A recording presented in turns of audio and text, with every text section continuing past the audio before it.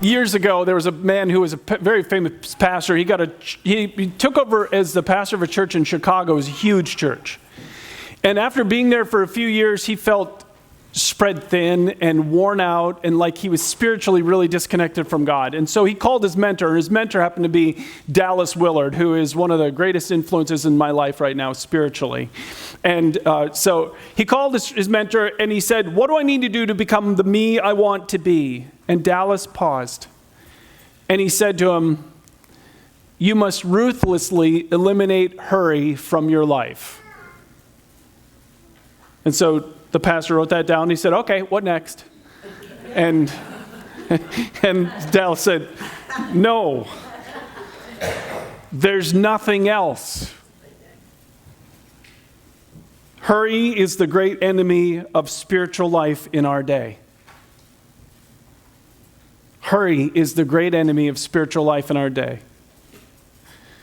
Isn't it interesting, and maybe some of you have noticed that the faster you go, the less like Jesus you become? You ever notice that? The faster you go, the less like Jesus you become. You ever have an experience on Sunday morning where someone in the household isn't getting ready fast enough for church? And what happens to your spirituality in that moment, right? Hurry up, we've got to go we're going to be with Jesus. Hurry up, come on kids, I don't understand this, right? It's like the faster we go, the more hurried we become, the less like Jesus we become. Isn't it ironic? And it happens over more times than I want to think about. And so he said, you've got to ruthlessly eliminate hurry. I want you to think about, what if hurry isn't a calendar issue? What if hurry is a soul issue? What if hurry isn't a calendar issue? What if hurry is a soul issue? And you think about it. When you live in a state of constant hurry, how it impacts your life. Some of you feel this way today because you are very, very, very hurried. You feel stressed and anxious. You feel like you're on the edge of feeling like you're almost burned out. Because you always have too much to do, not enough time in the day. Some of you in relationships, you think about how shallow your relationships feel, and you feel really not really closely connected to anyone. Maybe you don't have any real close friends. Maybe even your marriage relationship isn't close. You don't feel closely connected to your parents or kids. Well, you think about all the things in relationships that just take time, like listening. You ever try and listen fast or listen in a hurry? That doesn't work very well, does it? Or how about having deep conversations? Or how about serving the needs of the people in your home? Well, you can't do that when you're in a hurry, right? I mean, some of you are so busy and so hurried, you didn't even think at all about the people in your home and what they might need from you yesterday or the day before because you had too much to get done, right? And hurry just pushes that out. Relationships don't thrive in that. And spiritually, for some of you, this is the reason why prayer seems totally empty to you, why God feels distant from you, is because you can't be in a hurry and have a close relationship with God. Or one of the saddest ones is you lose the present. You're not present. This is one of my greatest struggles in life. My wife has said to me over and over and over again, I just need you to be present right now. I just need you to be present right now. Because why? Because I'm not present. I'm physically here, but my mind is somewhere else, right? You know what I'm talking about? It's like I'm thinking about this and this and this and all the things I got to get done and all these other things. And it's like, no, just be present here with me. And it's a really important thing because those of you who struggle with this like I do, you know that it impacts you with constant irritation or superficial relationships or no joy. You cannot be in a hurry trying to live in the future and have joy in the present. You cannot. You lose all compassion for people because you don't have time for it. Your identity can get wrapped up in how much productivity, how productive you are each day, and you have no personal interactions with God, and that's the promise in the New Testament. In the New Testament, over and over again, it says that you may know God, and that's not information about God. That is personal interactions on a regular basis with God. That's what he's offering you, and you lose all of that when you get into a hurry. So I do want to ask you to think about, is this what you have right now in your life? Do you have a hurried life? Where you're running from one thing to the next, to the next, to the next? Some of you, you're present here right now, but you're not really here. You're thinking about what you got to get done this afternoon and what you got to get done this week, and it's already in your mind. And it's crowding out even your ability to enjoy what we're going to be doing here today. So we're in this series called Soul Killers. These are things that really damage our soul deeply, and I want to talk about how do I ruthlessly eliminate hurry. So I want to ask you to open your program, take out the notes you'll find inside, grab a pen. There will be some things you're going to want to write down as we go through this, especially if this is a challenge for you like it is for me. Of course, welcome to all of you who are watching online. We love that so many people tune in and watch this. If you will ever want to get our notes, you can go to our website at Peniel Church Life and get these notes as well. So let's jump right into this. Just two things today. First thing is you got to remember your soul lives or comes alive by presence, not performance. Oh my, I really shouldn't be doing this message. Somebody else way better at this than me should be doing this message. There's a character in the Bible that I really relate to. It's a story found in Luke chapter 10. So Jesus and his disciples are traveling. They come to the house of one of Jesus' friends, Lazarus, and his two sisters, Mary and Martha. And when they come to the house, and they're in the house, and Jesus is teaching. And in the story, Martha is preparing the meal. You can see it in the background here. And then Mary is sitting at Jesus' feet listening. This is the seat of a disciple. Remember, hundreds of times in the New Testament, Jesus says that we are to become his disciples. A disciple is a student. We learn from Jesus. That's what I am. Part of my identity is I'm a disciple of Jesus. That means what he says matters most to me. Now, the problem with the picture is it's not accurate. If this were an accurate picture, you don't just have Martha and Mary. You got Lazarus, you got all of Jesus' disciples, and lots of other people who probably just came to see Jesus. So the house is packed, and as it's getting close to the mealtime, there are these real strict rules about hospitality and how you provide for the people in your home. And so Martha gets up and she starts preparing the meal, and it's a big meal. And I don't know if you've ever had this experience where you're in the kitchen working, preparing a meal, and everyone else is sitting in the other room having fun. Doesn't feel so good, right? And so this is what's happening to Martha, and Martha is getting more and more irritated. And look at the story, and I relate to Martha. Look at this. Martha was, listen, look at the word, distracted by the big dinner she was preparing. That's the key phrase. If you wanted to summarize American Christianity and why we have so little power, is because that word right there. It's because we are distracted from Jesus, just like Martha was. That's what she was distracted from. Mary isn't distracted. She's sitting with Jesus. Martha is totally distracted by all she's got to get done. And she says this to Jesus. She says, Lord, doesn't it seem unfair to you that my sister just sits here while I do all the work? Tell her to come and help me. And Jesus is like, my dear Martha, you're worried and upset over all these details. There's only one thing worth being concerned about. Mary's discovered it, and it will not be taken away from her. And what's the one thing? Being in the presence of Jesus. That's all that mattered. She's got it, and Jesus is not going to take that away from her. So you think about what Martha's actually asking. Look at what she's actually saying. Would you tell her to stop paying attention to you and help me get stuff done? That's what Martha's actually saying to Jesus. Tell her to stop being in your presence, because we got to get stuff done. Again, was Jesus in any way worried about what they would eat for dinner that night? Was Jesus stressed out and anxious about that? No, the only one was Martha. If she would have sat at the feet of Jesus and been sitting there all afternoon with Mary, would Jesus have figured supper out for them all? He would have simply done what he'd done many times, right? What do you have? Well, we only got a couple of things of bread and some fish. Plenty for me. Poof! Power. You'd have fed him.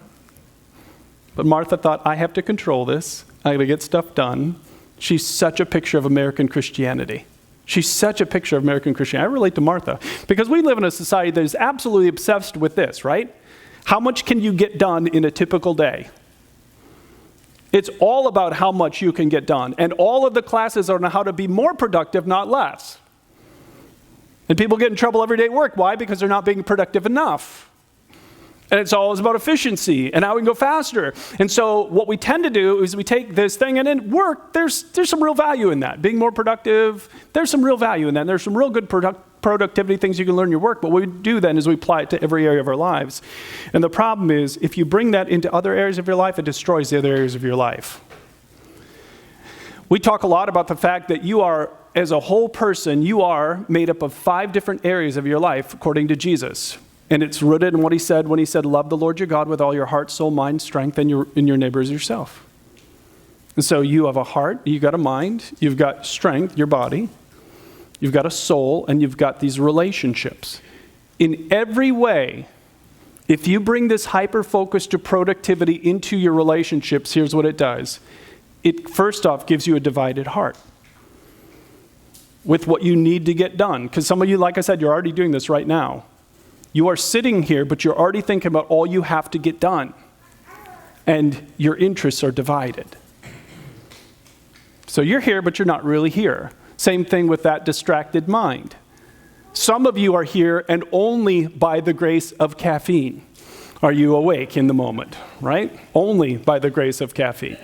Because you are constantly doing more than you physically can keep up with. Some of you are here, and your relationships aren't doing that great, and some of you don't have any close friends, but you sure get a lot done. Wow, you get a lot done.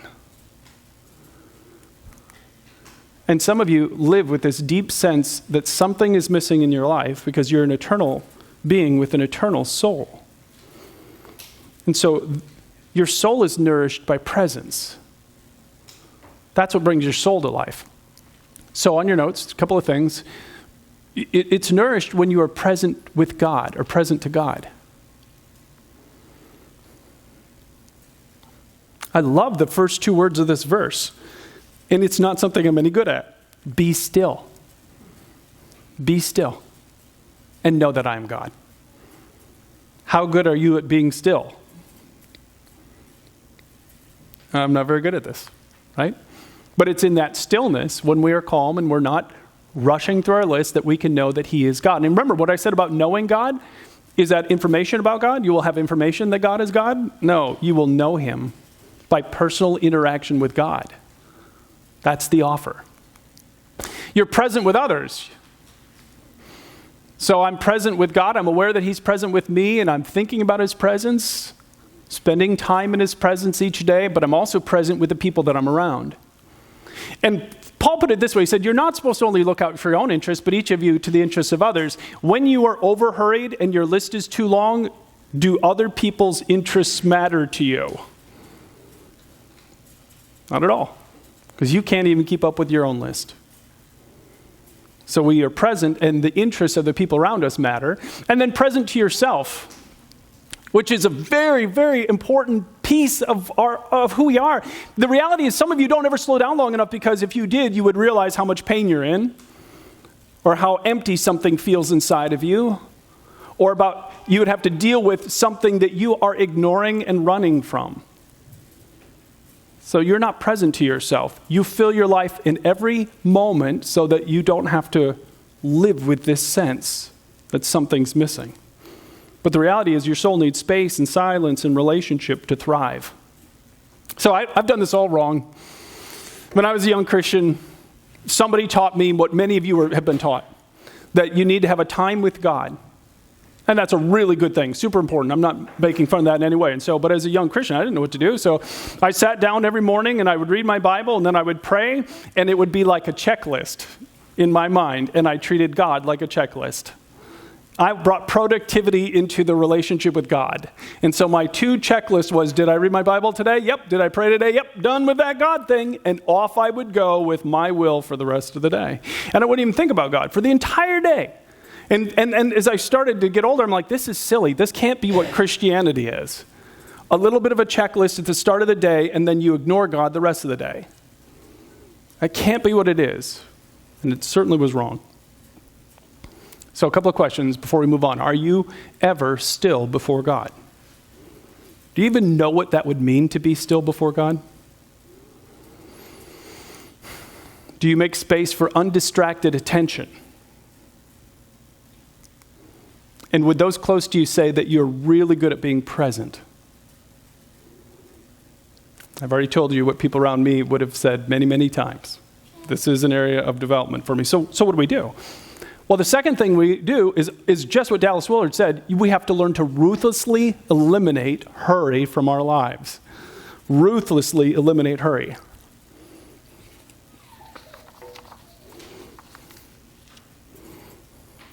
So that means, and I put this on the back of your notes, but I put it up here too, because I really want you to think about this. Oh, well, actually, let me give you this first. First, identify, and if you're going to ruthlessly limit your hurry, you've got to figure out why you're hurrying. You've got to identify and challenge those inner drives inside of you that are causing you to always, always, always be in a rush and moving forward. Identify and challenge those motivations. So now here's the list. So why are we in such a hurry? I want you to think about this for a second before I put this up here. What causes you to hurry so much? Do you have any sense of why? Do you have any sense of why? Why is it so important for you to always be running and always be doing more and more and more and more? Here are some of the big ones, okay? We fear that we'll miss out. I can't tell you how much FOMO affects Americans today. I mean, they literally call it FOMO. I didn't even know that was a word until about 2 years ago. So it's like fear of missing out. Oh, I have to say yes to everything because what if I miss out? Well, if you say yes to everything, I promise you'll miss out. Isn't it ironic? It's a guaranteed. We fear that we'll fall behind in comparison. One of the worst things that's happened in our American society is the invention of social media, because you're always subtly comparing. It's like, oh my goodness, they're at that level in their company. By this age, I'm older than them. I'm not there yet. Ugh, they have this type of house. Ugh, they have, and all these constant comparisons, and it just makes us miserable. So we got to do more. We got to pick up the pace. We fear we'll be seen as unimportant or lazy. We fear that if we stop, everything might fall apart. We believe our own worth is tied to our productivity. We don't trust God that He will provide if we slow down, or we've never seen it modeled well. Some of you have more than one, right? So I went through this list, and I started thinking, all right, which of these has affected me? Because I'm like the poster child for a hurried, busy, overscheduled life. So I went through and I highlighted all the ones that have affected me at different points in my life. So then I thought, well, that's not super helpful. And then I thought, well, how about like my top ones? And then I changed it to this. These are my top ones. My dad gave me an incredibly strong work ethic for which I am incredibly grateful, but there's a part of it that doesn't shut off then. And I don't ever want to be viewed as lazy. So it's in there. It affects me. I have at times feared that if I stop, everything will fall apart, and that's tied to the other one. I don't trust that God will really take care of things if I slow down. So again, you're looking at a guy who burned out in his mid-40s. I literally fell apart in my mid-40s. Burned out, lost so much because I neglected all of this. All I did, people would have looked at my life and said, oh, look how successful he is. No, I wasn't successful in any way. I was burned out, exhausted, all of those things I showed you on that opening slide. I was super productive. I mean, I worked 7 days a week, just never pulling my foot off the gas. And every single relationship fell apart, because do relationships thrive by accomplishment or by presence?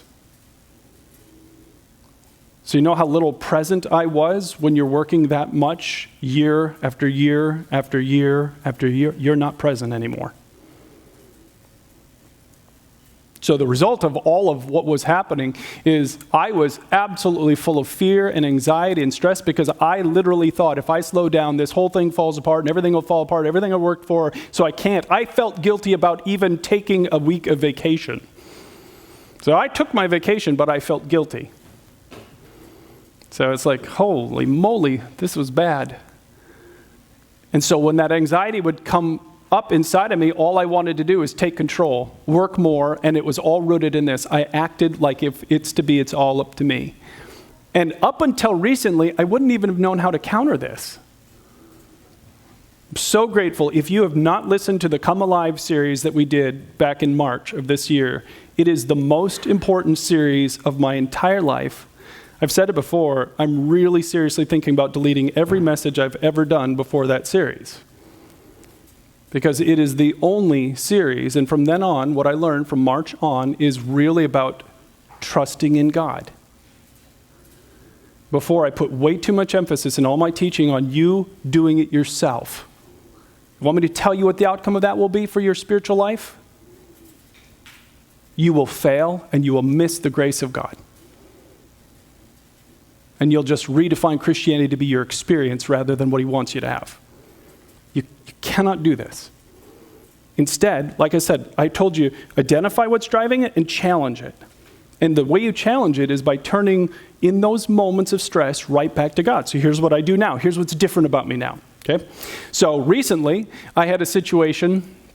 Oh, wait, I want you to write this down because I thought this was good. So what if somebody asked me, what if slowing down is a form of surrender? I thought, oh, that's profound. What if slowing down is a form of surrender? What if it's you saying to God something like this, God, I trust you enough to let this wait. I trust you enough to say, not to say yes to everything. I trust you enough to live unhurried. What if it's really the moment when we stop pretending to be God and remember that God is God and we invite him into those minutes and those moments? And I just thought that was so interesting, and I agree. So now, let me tell you a story. Recently, at my job, most of you know I'm bivocational, so at my job I have this huge project going on. It launches in July, and it is across the organization, impacting everyone in the organization, and I have to lead it, and the CEO is going to be participating in it. So it's all the way through. So big deal, big high stakes. And so I piloted my content that I was going to be releasing in July. Put a group together, ran through it, and afterwards I was not happy because it didn't go like I was hoping it would go. Now, unfortunately, my schedule was so completely packed, I left that pilot group with a whole list of things that I didn't like about it, but my schedule was so packed for the next over a week that I had no time to sit down and actually give it the attention it needed. I just had too many things to get done. So it was in the back of my mind for over a week. And here's what was going on inside of me. I was exactly back to where I was, full of fear, anxiety, and stress. I mean, for goodness sakes, the CEO is going to be sitting in the room with me, going through this content with me that I created and delivered. It's like, phew.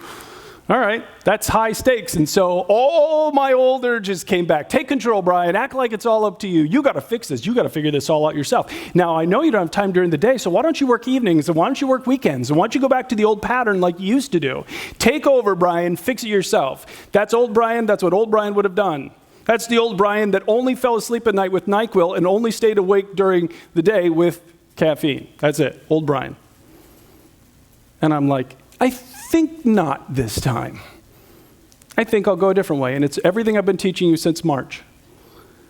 I absolutely love this phrase. I've taught you this multiple times. It is the phrase that triggers the switch from me and my stress and my anxiety to God. In John 15, Jesus says to his disciples, listen, he said, I no longer call you servants because a servant does not know his master's business. Instead, I've called you friends. The offer of Jesus is personal friendship and a daily interaction with him. And the trigger to turn to God for me in my life is always this right here, fear, anxiety, and stress. Do you think I had any fear, anxiety, and stress after the pilot group went so bad? Oh yeah, fear, anxiety, and stress. But I couldn't even get to it. So, okay, perfect. No longer do not go this way, instead go this way. And so I began to, every time the fear and anxiety and stress came up, I would immediately go back to him and say, welcome, friend. Because that's what Jesus is. And my welcome word is, by the way, is the word that reminds me that he's present with me now. Is Jesus, think about this, is Jesus present with you? Was he with you yesterday? Was Jesus with you yesterday? Not a trick question. Yes. Were you aware that Jesus was with you yesterday?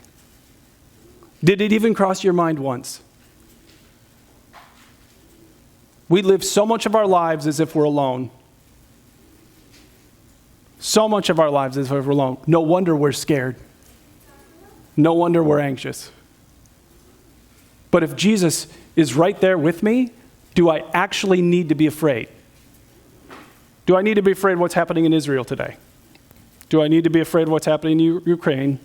Do I need to be afraid of what happened in the Twin Cities? Do I need to be afraid of the protests? Do I need to be afraid? If the King of the universe is with me today, what do I actually need to be afraid of? Nothing.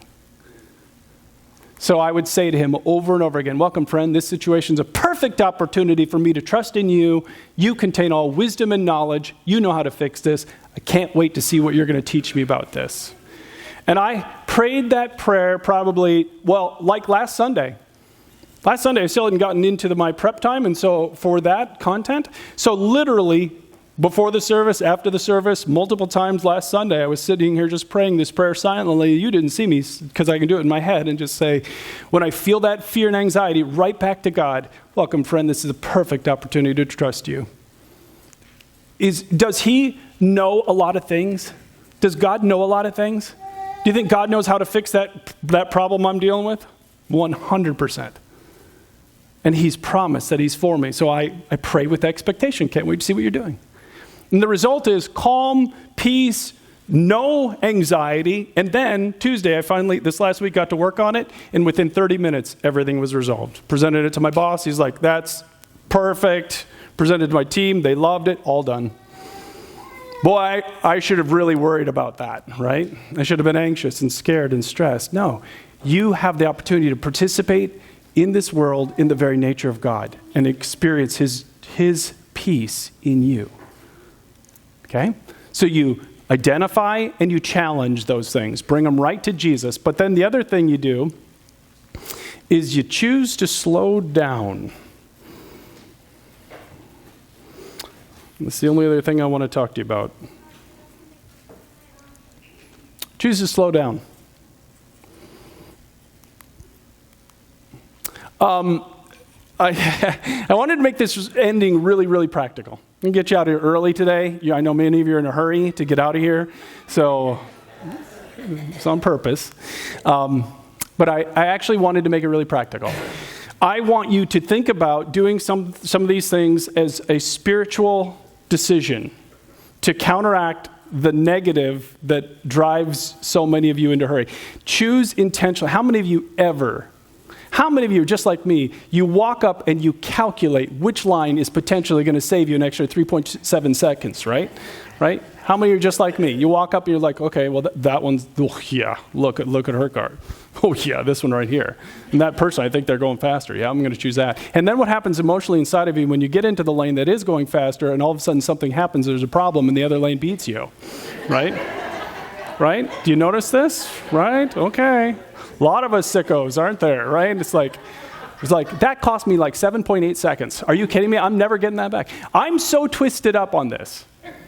Okay, I'm so sorry to admit this. But I have calculated the fastest way home from every point in the city that I live in. Walmart, downtown, it doesn't matter. And when my wife is driving, she doesn't always choose the fastest route. And I am completely aware of it. And until this message, irritated by it. Okay? Irritated by it. Isn't that ridiculous? Her way may be like 4 seconds longer. Okay?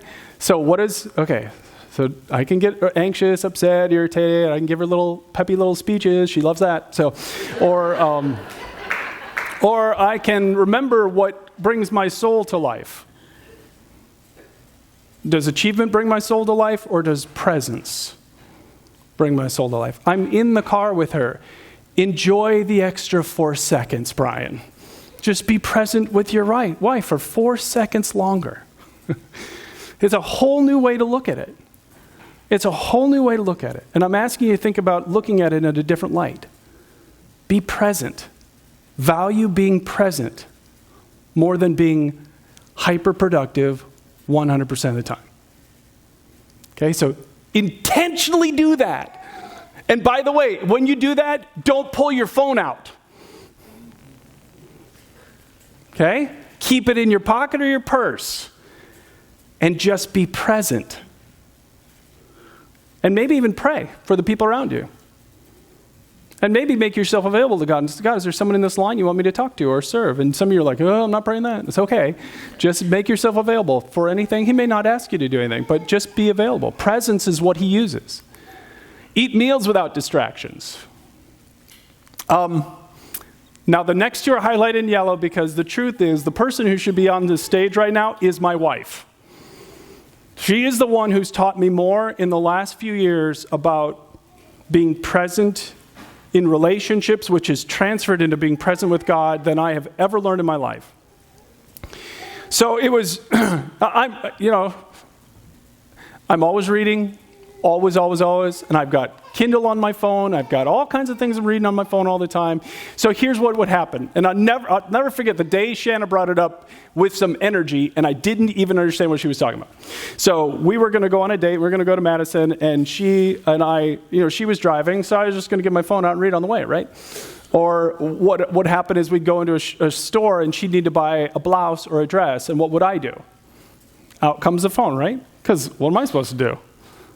Yeah, looks good, but you look good in everything. So I don't know. So sounds fine with me. So I'm not very helpful, and I don't care about women's dresses. Sorry. So out comes the phone. And so she had to really, really repeatedly say to me, you don't understand. It's when you pick your phone up and it distracts you. Remember Martha's word? Martha was distracted from Jesus. She said, that's what it's doing to you every time you pick it up. And I thought, that's the stupidest thing ever. I can pick it up and then put it away, and I'm just fine. And she's like, no, you're not just fine. And okay, fine. And I said, because I love you and you're telling me this matters, fine, I won't do it. So now I stand in women's clothes areas with my phone in my back pocket, and I am present. And at first, I probably did it with a bad attitude. And then all of a sudden, I began to notice what she's saying. I was just present. And I began to watch people around me, and I would watch her. And then when she would come out, I was there. You know why? Because my mind was there. My body was there. I wasn't somewhere else. I wasn't here. And it started to make a difference. And then earlier this year, she pointed out something else back in February. This has been a game changer for me. Turn off all non-essential notifications on your phone, 100%. There is barely anything that gets through on my phone in terms of a notification. So, because think about it. Here's what we're like as Americans right now. It's like you're trying to have a conversation, and someone comes up and taps you on the shoulder, yeah? Oh, hold on. Okay, yep. So, okay, honey, go ahead. What?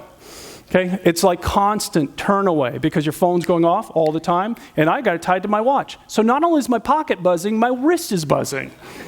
And it's like, yeah, what? And I'm naturally distractible anyway. So in February, I made a huge change.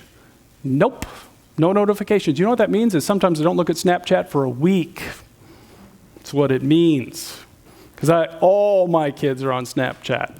And they're sending snaps of my grandkids and what they're doing, and I love that, and I don't remember to look. Okay. The interesting thing was this one had an amazing and immediate effect. I come home from work, I put my phone on the counter, and then sometimes hours will go by, and I'm like, I wonder where my phone is. Because I don't need it, and I don't think about it. And the result is I'm present with my wife and whoever's in the house with me. Or it's made me so much more present with God. Because Martha's problem is our problem. Martha got distracted. And we let ourselves get distracted all the time by all of these things. But the most important and powerful thing I could ever tell you to do is the thing that has changed my life in 90 days. It is begin every single day with surrender. Every single day. No exceptions, every day. It's in your program. I put it in as an insert in. I don't know if I'll ever stop putting it in there. It has literally changed my life. 90 days, you can count on one finger the day I've missed. Because the offer of God, and this is what I want you to know so much, the offer of God is that we can live with Him today. He's here. You know who isn't with Him? Us. We're distracted from Him. And we're distracted by our will. I want what I want. I'm going to do what I want to do. And yet, when I begin my day, every single day, and multiple times a day, coming back to Him and saying, I bring my heart to you. What do you want said or done? What do you want me to care about today? I bring my mind to you. I surrender my mind and my thoughts and feelings to you. I bring my body to you. You told me to offer it as a living sacrifice. You can have my body. You can have my relationships today. Help me to be a positive force in the lives of the people around me today. and then you can have my soul. And if you live in this continued surrendered position, then all of the power and activity of God becomes yours. I add stories every week to a new folder I created 90 days ago called my Experiencing God folder. Because I'm having experiences with God now. Why? Because I'm aware of his presence. And he's becoming a partner and a friend. And he's giving me these amazing experiences. And it's your choice. You either ruthlessly eliminate hurry so that you can have more of him, or you decide that hurry is the way you want to go. The goal is not just to be less busy. The goal is to be more present to God, to people, and to life. So, how present are you? Sometimes it's hard to do self-evaluations. My wife helped me see that, because I would have thought, I'm fully present, no problem at all. And over again, she helped me see I'm not very present.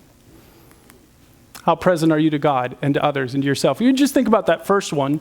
God was with you all day yesterday. Were you even aware once of his presence? For some of you, it's highlighting a problem. Your to-do list doesn't include remaining connected to God during the day, being present with him. Are you often in a hurry? What's behind that? You got to figure out what's driving it. Maybe something on that list. Maybe I didn't even put your thing on the list.